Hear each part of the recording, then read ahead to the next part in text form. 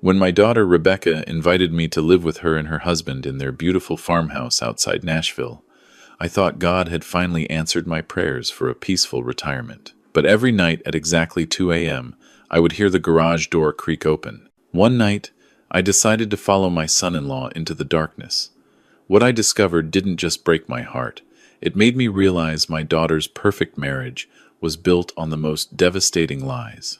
Drop a comment below letting me know where you're watching from, and whether you think you could have stayed quiet after discovering what I found in that garage. The morning sun was streaming through my kitchen window in rural Kentucky when Rebecca's call came through. At 68 years old, I had grown accustomed to quiet mornings alone since my wife Martha passed 3 years ago. The loneliness had become a familiar companion, though never a welcome one. "Daddy, I've been talking with Daniel, and we want you to come live with us." Her voice carried that same sweetness I remembered from when she was a little girl asking for bedtime stories. I set down my coffee cup, surprised by the offer. Rebecca and Daniel had been married for 4 years now, living in their dream home about 2 hours away. Daniel was a successful financial advisor with his own firm, and Rebecca had quit her teaching job to focus on being a homemaker. "We have so much space here, Daddy. The guest cottage is just sitting empty. You'd have your own place, but still be close enough for Sunday dinners and morning walks." "I don't want to be a burden, sweetheart." Daniel was actually the one who suggested it, she said, and I could hear the smile in her voice. "He worries about you being alone. He said family should take care of family." Those words stirred something deep in my chest. After Martha died, I had wondered if I would spend my remaining years in solitude. The thought of being near my only child, watching her happy marriage up close, felt like a gift from above. Within 2 weeks, I had packed up the essentials from my Kentucky home and made the drive to Tennessee. The farmhouse exceeded every expectation. White columns framed a wraparound porch, and rolling hills stretched toward the horizon. The guest cottage sat about 50 yards from the main house, a cozy 2-bedroom with its own kitchen and a perfect view of the sunset. Daniel met me in the driveway, his handshake firm and warm. "Welcome home, Dad," he said. And the word Dad made my eyes water. I'd never had a son, and Daniel had always treated me with genuine respect. At 42, he carried himself with the confidence of a man who had built something meaningful. His dark hair was graying at the temples, and his smile seemed effortlessly sincere. Rebecca emerged from the house wearing a floral apron, looking every bit the picture of contentment. She threw her arms around me, and for a moment, I felt Martha's presence in that embrace. Those first 2 weeks were everything I had hoped for and more. Daniel left for his office in Nashville each morning around 7, always stopping by my cottage first with fresh coffee. "How did you sleep, Dad? Need anything from town?" His thoughtfulness never felt forced. Rebecca filled my days with her company. We took walks along the creek behind the property, and she told me about their plans to start a family soon. "Daniel wants at least 3 kids, she said, her eyes bright with anticipation. "He says this house was built for a big family." The dinners were magnificent. Rebecca had inherited her mother's gift for cooking, and Daniel always praised every dish. "This roast is incredible, honey." "Dad, isn't she amazing?" He would reach across the table to squeeze her hand, and she would blush like a newlywed. I met their neighbors, a retired couple named Frank and Dorothy, who had lived in the area for decades. "You hit the jackpot with that son-in-law," Frank told me while we fished at the pond. "Daniel helped me refinance my mortgage last year. Saved us nearly $400 a month." Sunday mornings, we attended the little Baptist church in town together. Daniel sang hymns with genuine enthusiasm, and afterward, he shook hands with everyone like a politician running for office. Pastor Williams pulled me aside one week. "Your daughter married a good man, Harold. Daniel donated enough to fix our roof last spring. Never asked for recognition." Everything seemed perfect. Too perfect, I would later realize. The changes crept in slowly, like shadows lengthening at dusk. It started with small things I almost dismissed.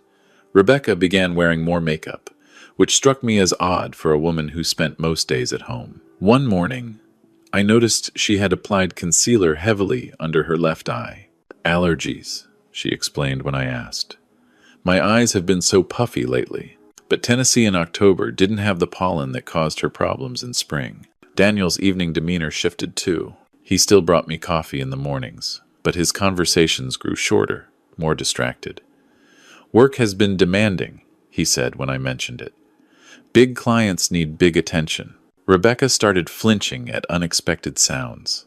A door closing too hard would make her jump. When Daniel raised his voice even slightly during a phone call, she would freeze mid-motion, waiting until he finished before resuming whatever task occupied her hands. The third week brought the first noise that would haunt my nights. I woke at 2 a.m. to a mechanical groaning sound. My cottage sat close enough to the main house that I could hear their garage door opening. Footsteps on gravel. Then, about an hour later, the garage door closing again. The pattern repeated the next night. And the next. At breakfast, I mentioned it casually. "Heard some noise last night." "Everything okay?" Daniel didn't look up from his phone. "Just couldn't sleep. Sometimes I work on the old tractor in the garage when my mind won't quiet down. Sorry if I disturbed you." But I had walked past that garage many times. There was no old tractor inside. Just Daniel's luxury sedan and Rebecca's SUV. The following Tuesday, Rebecca came to my cottage for our morning walk. When she reached up to adjust her ponytail, her sleeve fell back, revealing a ring of purple bruises around her wrist. My heart stopped. "Rebecca, what happened to your arm?" Her face went pale before the mask slipped back into place. "Oh, this?" I was helping Daniel move some boxes in the attic. Got my wrist caught on a nail or something. You know how clumsy I am. But those marks didn't come from a nail. They came from fingers. A man's fingers, gripping hard enough to leave evidence. That night, I lay awake until 2 a.m., waiting for the garage door. Right on schedule, it groaned open. This time, I went to my window. Through the darkness, I could see a flashlight beam moving inside the garage. Daniel's silhouette passed back and forth. What could possibly require secret attention at 2 a.m. every single night? The next morning, Rebecca served breakfast with trembling hands. When she poured Daniel's orange juice, some spilled on the tablecloth. "For God's sake, Rebecca," Daniel's voice was ice. "Can you do anything right?" The words hit her like a physical blow. She flinched, mumbled an apology, and retreated to the kitchen. I sat frozen, watching my son-in-law return to his eggs as if nothing had happened. "I'm sorry, Dad. She's been so scattered lately. I don't know what's gotten into her." But I knew. I recognized that flinch. I had seen it before, decades ago, when Martha's sister stayed with us to escape her first husband. That flinch belonged to a woman living in fear. Everything I thought I knew about Daniel began crumbling. I started paying closer attention. The following week, I noticed Rebecca wore long sleeves every single day despite the warm weather. She stopped suggesting walks and began making excuses to stay inside. Daniel called her multiple times each day, and she always answered immediately, her voice shifting to a higher, more anxious pitch. "Yes, honey. Of course. I'll have it ready. No, I won't forget." When she hung up, her hands would shake for several minutes. I tried approaching her directly. "Sweetheart, you know you can tell me anything. If something's wrong, I want to help." Her eyes filled with tears, but she blinked them away. "Everything's fine, Daddy. Daniel just works so hard, and I want to make him happy. That's what wives do." The resignation in her voice broke something inside me. This was not the confident daughter I had raised. This was a woman who had been systematically diminished until she believed she deserved mistreatment. That Friday night, Daniel announced he had a business dinner in Nashville and wouldn't be home until late. Rebecca's entire body relaxed the moment his car disappeared down the driveway. "Daddy, would you like to watch a movie with me?" Her voice sounded almost cheerful for the first time in weeks. We sat together in the living room, and slowly, the real Rebecca emerged. She laughed at the comedy we chose. She talked about her former students and how much she missed teaching. She was herself again, unchained from constant vigilance. Then headlights swept across the window. Rebecca's transformation was instantaneous. Her spine straightened. Her smile vanished. She jumped up to adjust pillows and check her appearance in the hall mirror. Daniel walked in with a jovial expression.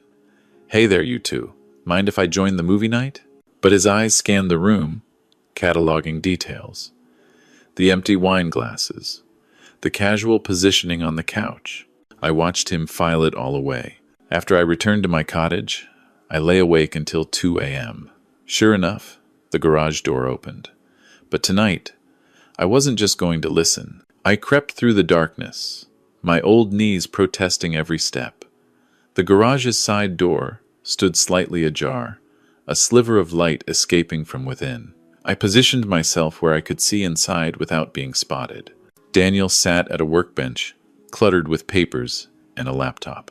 He was on the phone, his voice carrying through the night air. The transfer should be complete by next week. Once I liquidate her father's accounts, I'll have enough to disappear. Mexico first, then somewhere without extradition. My blood ran cold. She suspects nothing, Daniel continued. The old man is actually perfect. He's so grateful to be here that he'd sign anything I put in front of him. I've already forged the initial documents. I pressed my hand against the wall to steady myself. Rebecca, she's served her purpose. Once the money's moved, I'll file for divorce and claim she's mentally unstable. The bruises? If anyone asks, she's been hurting herself. I've documented everything. No court will believe her over me. He laughed. A cold, calculating sound that echoed through the garage. I backed away slowly, my mind racing. The man I had trusted, the man I had welcomed into my family, was a predator wearing a perfect disguise. He was planning to steal everything I had, destroy my daughter's reputation, and vanish before anyone realized what happened. I barely slept. By morning, I had formulated a plan. I couldn't confront Daniel directly. He was younger, stronger, and clearly willing to manipulate any situation to his advantage. Instead, I needed evidence. Real evidence that would hold up in court. My old friend Marcus back in Kentucky had retired from the FBI. I called him before dawn. Harry, this sounds serious. Don't do anything rash. Let me make some calls. Within 48 hours, Marcus connected me with a private investigator named Diane Torres, who specialized in financial fraud. She drove down from Lexington and met me at a diner far from the farmhouse. What you're describing isn't new, she said, reviewing my notes. Men like Daniel target vulnerable families, build trust over years, then drain assets and disappear. They're professionals. Diane began her investigation immediately. Within a week, she uncovered a pattern that stretched back 15 years. Daniel had married 3 times before Rebecca. Each wife came from a family with substantial savings. Each marriage ended in divorce, with Daniel walking away significantly wealthier while his ex-wives faced financial ruin and damaged reputations. His real name isn't even Daniel Peterson, Diane reported. It's David Mercer. He has warrants in 2 states for fraud charges he skipped out on years ago. I felt sick. My daughter had married a con artist, a man who viewed her as nothing more than a means to an end. The evidence mounted. Diane documented forged signatures on documents I had never seen. She traced offshore accounts where Daniel had already begun transferring funds. She found records of him purchasing property in Mexico under a false name. But I needed one more thing. I needed Rebecca to understand the truth before Daniel could hurt her further.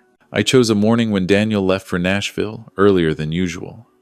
Rebecca sat in her kitchen, staring at cold coffee, dark circles under her eyes. Sweetheart, I need you to look at something. I spread Diane's findings across the table.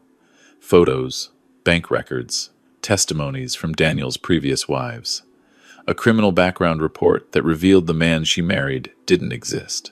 Rebecca's face cycled through disbelief, horror, and finally, devastating recognition. I knew something was wrong, she whispered. I knew. But every time I questioned him, he made me feel crazy. He said I was paranoid, that I was lucky anyone would marry me at all. Tears streamed down her cheeks. He hits me, Daddy, not where people can see. He tells me exactly what to say, what to wear, when to speak. I haven't talked to my friends in over a year because he monitors my phone. I held my daughter while she sobbed out 3 years of terror she had hidden behind a perfect facade. We're going to stop him, I promised. But we have to be smart. The trap required patience. I pretended nothing had changed, continuing our morning coffee conversations while secretly recording Daniel's self-incriminating statements. Diane coordinated with federal investigators who were very interested in a con artist with multiple outstanding warrants. Rebecca played her role perfectly, channeling years of suppressed acting skills. She smiled when Daniel came home. She cooked his dinners without complaint. She let him believe his scheme remained undetected. The night before the planned arrest, Daniel grew suspicious. "Something's different about you, Harold," he said over dinner, his eyes narrowing. "You seem distracted." I shrugged, keeping my voice steady. "Just thinking about Martha. This time of year always gets to me." He studied me for a long moment before nodding. "Grief is a heavy burden. Fortunately, family helps carry it." The hypocrisy nearly made me choke. Federal agents arrived at dawn. Daniel was in the garage, preparing for another late-night session of scheming when 3 unmarked vehicles blocked the driveway. He tried to run, but there was nowhere to go. "David Mercer," the lead agent announced, "you're under arrest for wire fraud, identity theft, and interstate flight to avoid prosecution." Daniel's perfect composure shattered. He screamed threats, demanded lawyers, insisted this was all a misunderstanding. But Diane's evidence was overwhelming, and his previous victims had already provided testimony. As they led him to the car in handcuffs, he locked eyes with me. "You did this, you interfering old fool. I should have gotten rid of you the moment you arrived." The agent pushed his head down into the back seat. The man I had trusted as a son was gone.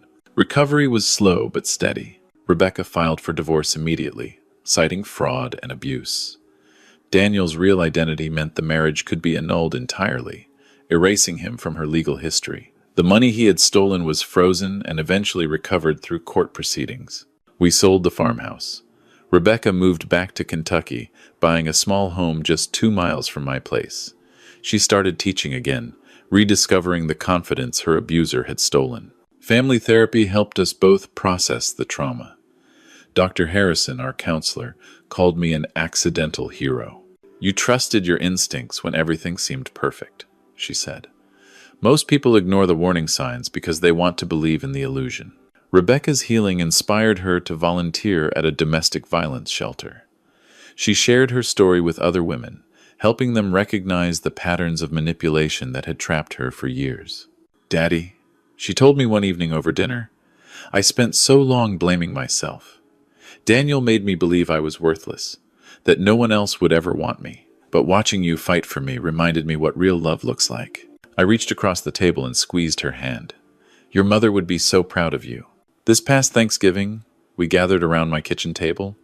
Just me, Rebecca, and her new boyfriend Thomas, a gentle man who teaches history at the local high school. He treats her with kindness and respect, and more importantly, she no longer flinches when someone enters a room. Before we ate, Thomas asked if he could say grace. "Lord, thank you for this food and this family. Thank you for second chances and for the wisdom that comes with experience. Help us always recognize truth, even when lies wear convincing disguises." As I looked around that table, I felt Martha's presence more strongly than I had in years. She had always believed in protecting family above all else. When I think about what could have happened, the path terrifies me. If I had ignored those 2 a.m. sounds, if I had accepted Daniel's explanations, if I had trusted appearances over instincts. God blessed me with 68 years of experience for a reason. Every difficult moment in my life had prepared me to recognize danger when it crept into my daughter's home, wearing an expensive suit and a charming smile. The lesson I carry from this experience is simple but vital. Evil doesn't announce itself with fanfare and warning signs. It arrives dressed as kindness, patience, and concern. It builds trust before betraying it, and it counts on good people being too polite to question what seems too good to be true. If something feels wrong in your family, investigate. If someone you love seems diminished by their partner, pay attention. Age gives us discernment that predators cannot anticipate. We have seen enough of life to recognize when the script doesn't match the performance. Your gray hair is not a symbol of weakness. It represents decades of learning to read people, to sense danger, to protect those you love. Don't let anyone convince you that growing older means growing less capable. God put us on this earth to watch over our families. Sometimes that means asking uncomfortable questions. Sometimes it means staying awake at 2 a.m. And sometimes it means trusting yourself when everything around you insists there's nothing wrong. If this story resonated with you, please share it with someone who needs to hear it. Leave a comment about your own experiences. Your words might give another family the courage to look closer at a situation that seems perfect but hides something darker. And don't forget to subscribe to Silver Vengeance for more true stories that remind us why experience is our greatest weapon against those who would harm the people we love.